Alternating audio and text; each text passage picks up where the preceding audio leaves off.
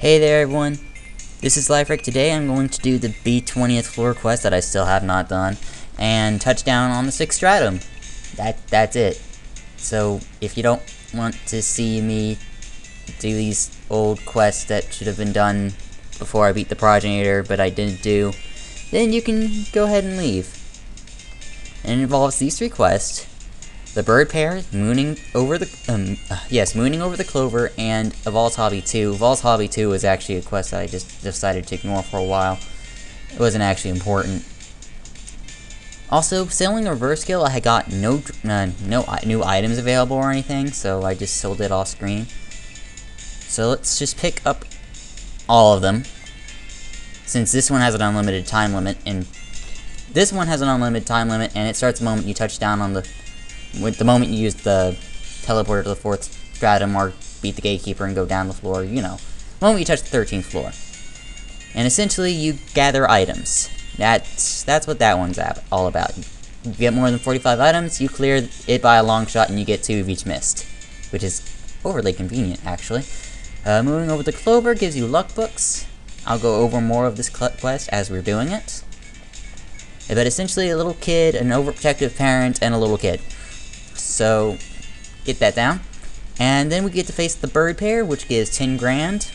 Very easy money. It's totally doable to do this at 55, but so I'm just going to cheese through the boss with my exploration team. But otherwise, just kind of bring your usual boss team combos, and they're weak to Volt. More on that when we face on them. Alright, let's go down here and get met by the guard. Last of the guild survive. I'll explain the rules of the competition now. Invitations to this contest were only sent to guilds who performed well in the last one.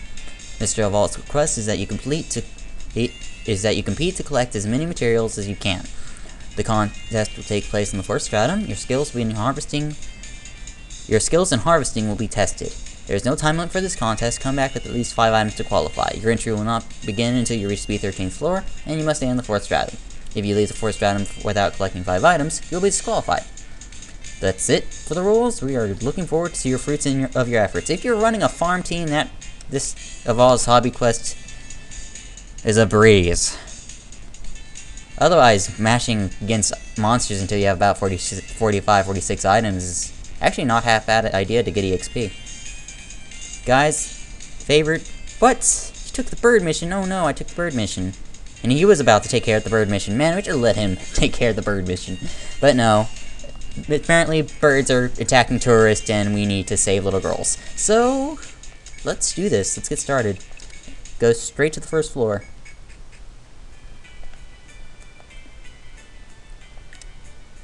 And you walk up a little bit, and should be giving us the clover notification now. You see a cluster of 3-leaf clovers growing in the path from the forest entrance. If you hadn't accepted that request, you would have walked past, or you would have walked right past, obviously.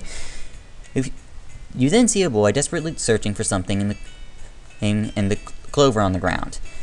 You can search this place for 4-leaf clover or leaf. Now, the clover spots are following. They are here, here, here, here, here, and here. And it doesn't matter which one you search. You'll always get the 4-leaf clover in the last one you check. So just check these 6 spots.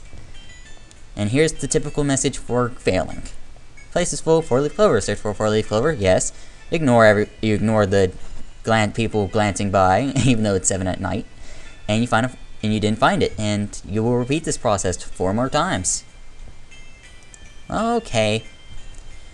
It's kind of a luck base, I guess. It might just be this one right here. So never mind my previous statement about this being the last one is always the winner. It's this one right here in the middle, before it branches off to the right. So you finally find a 4-leaf clover in the trampled area and let out a whoop of victory. Let's get rid of these other event signs. We only need one. We only need the one that matters. So let's throw away the rest of these.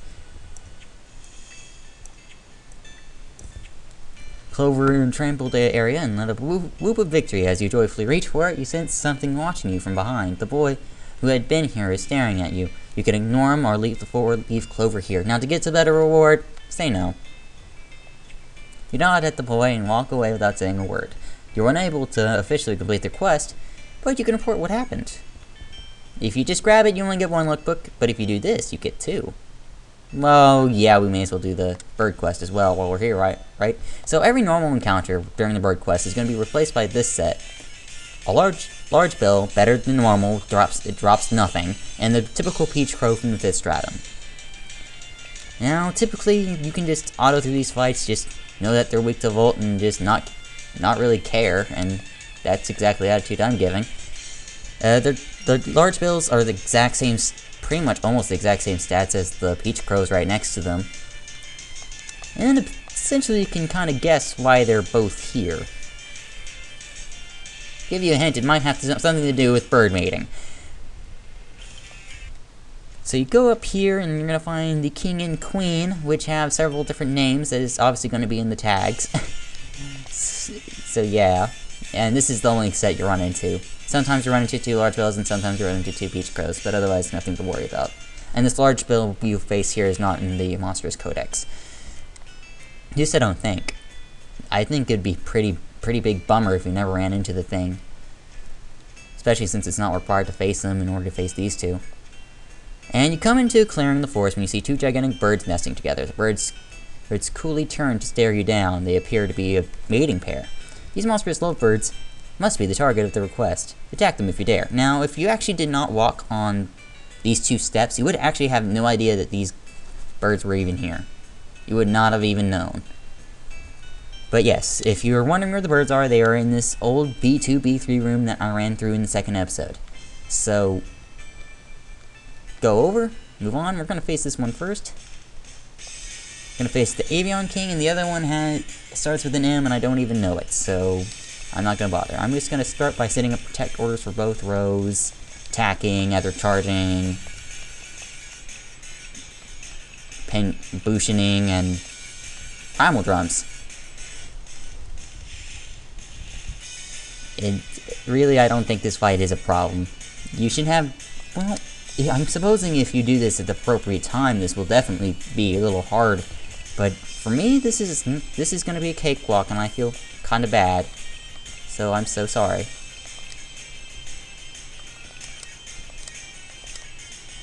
And this is how I'm going to handle them. Totally didn't need to eagle eye twice. I don't know what I was thinking there. Otherwise, yeah, this is an easy fight for my exploration team to take off. Typically just bring your regular offensive tactics and that should do against them. The second one is Major Domo. Or Major Domo or something like that. Either way, I'm just going to wail on his friend and spam pincushion and use Volt Star on that one and spam pincushion. Well, I may as well use Aegis Defense and then spam pincushion and then use Primal Drums for no reason other than I can. I'm gonna be serious, this fight's not hard for me anymore. If I was still level 55, this would have been somewhat of a challenge, but as it is right now, these birds didn't stand a chance. Just auto through the rest of this fight, I don't care anymore. The birds are not vulnerable to Petrify or Instant Death, so don't... Well, they are just a little bit, but it's really hard to pull off, and I wouldn't bother. So, that's it. That's the rest of the fight. You can... Yeah, just... They have a lot of health. Yep. Pretty sweet, eh? The moment both birds are dead, you witness an unimaginable sight. Thousands of birds rise from the trees, blotting out the sky as they flee. Without the leadership of the 2 giants, the flock has apparently fallen apart. In any case, your quest has been completed. Report back. Put the bar when you can. Alright, time to initiate the second step of my grand plan, and by that I mean just go to the bistro and turn these in. So, reporting in, mooning over the clover, and we get 2 luck books from the nice bar lady, because the reward got taken down because her son found it. It is your welcome. The client and her son came back a moment ago and cancelled their request, so no reward. She said some kind-hearted adventurer gave a 4-leaf clover to her son. This might sound crazy coming from me, but it sounds like you know what's important. I'm proud to have people like you working for me. Here, this is an official reward from me to you for doing your best. I'm so glad I can trust you to do the requests I hand out. Be proud. Luckbook times 2.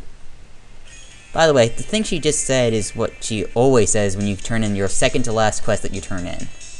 And same for the final quest, she always sends the same message no matter which one you finish last.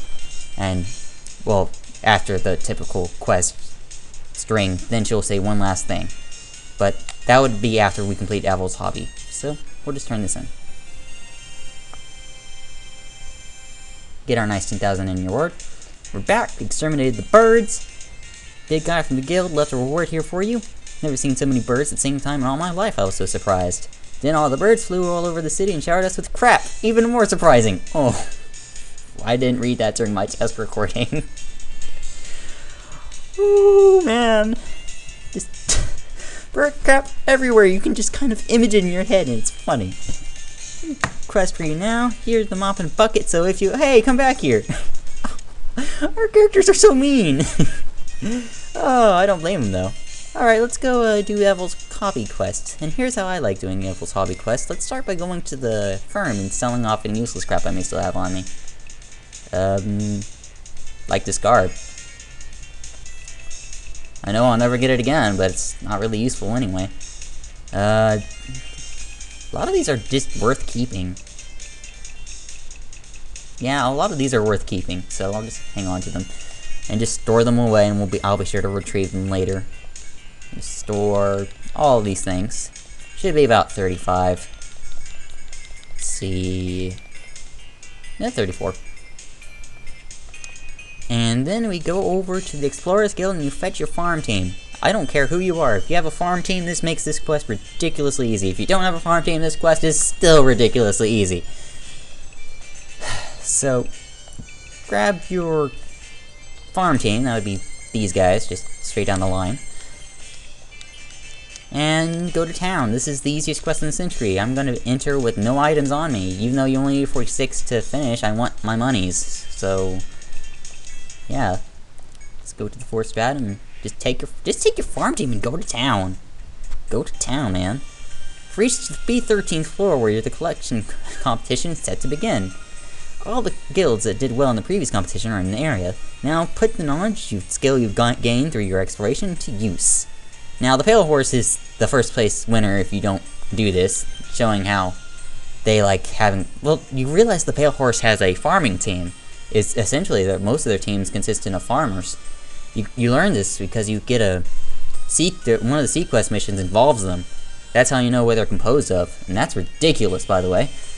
Let's see, start chopping stuff, and just chop lots of stuff. About 20 stuff. After you stop gathering a little bit, I got this message, and there's one for getting 5 items. Your diligent work has led to the gathering of many necessary items, but you need a better score, so chill. And you don't get enough save stalls to make the higher turn rate worth it. So then you sit here and gather a bunch of items.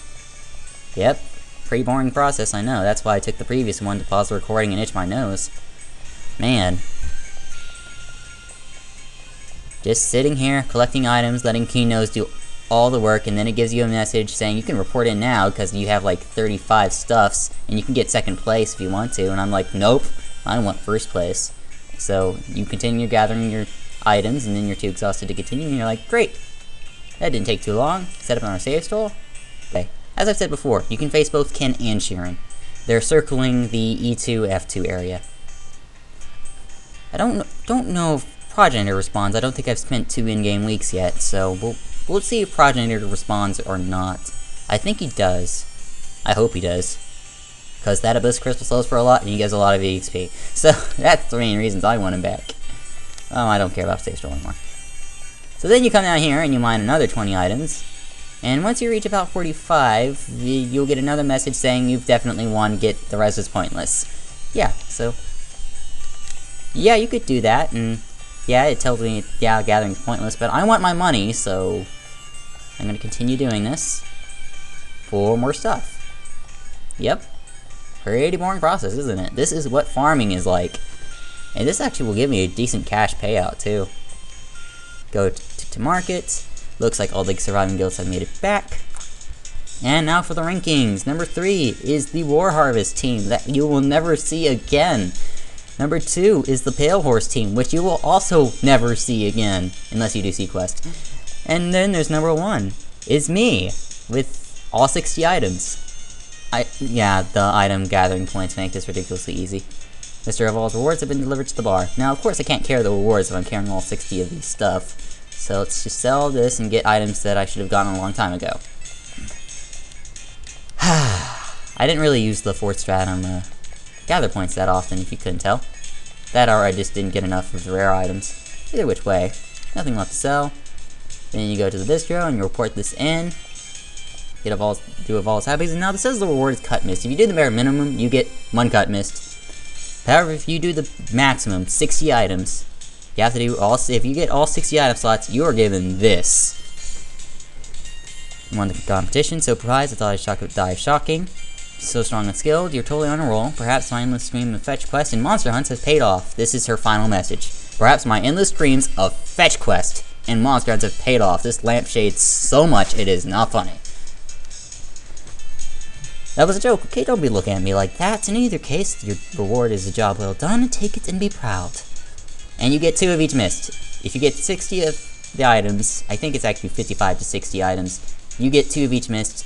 If you beat the Bale Horse, you get 1 of each mist. And if you do any less, you only get the cut mist times 2. Or the cut mist times 1. Yeah, pretty good reward, don't you say?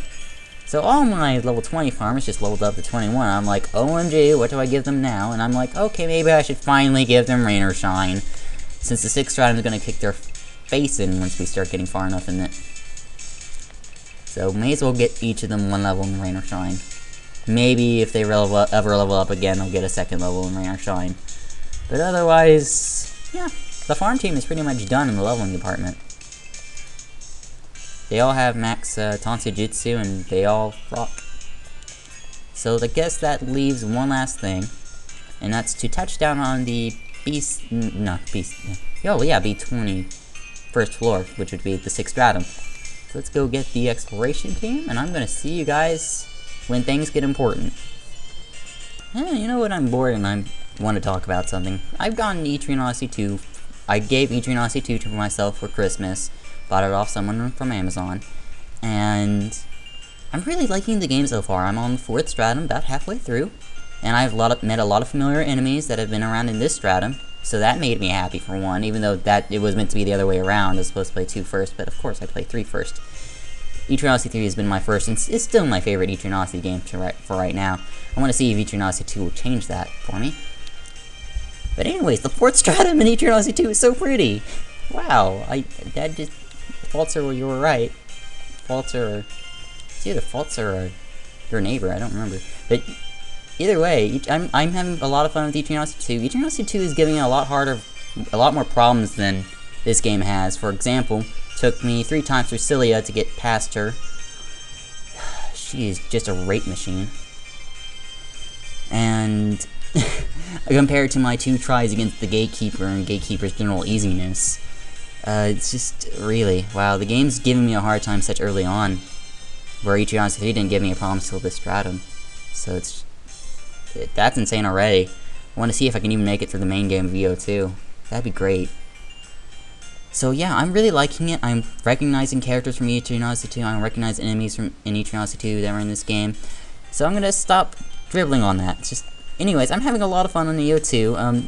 Another thing that happened during Cilia is that my protector ended up being the only one alive during that fight, and that was hysterical. She got all the XP, and now she's like 5 levels ahead of everyone, and it's still great. Anyways, I was just having a lot of fun in EO2, and I just wanted to say that. EO2 is a blast already. It's just, I like it. Oh, and the music's good too. Man, I'm liking EO2 in so many Stratums. Anyways, meet my favorite Stratums, the 6th Stratum, Cyclopedian Haunt.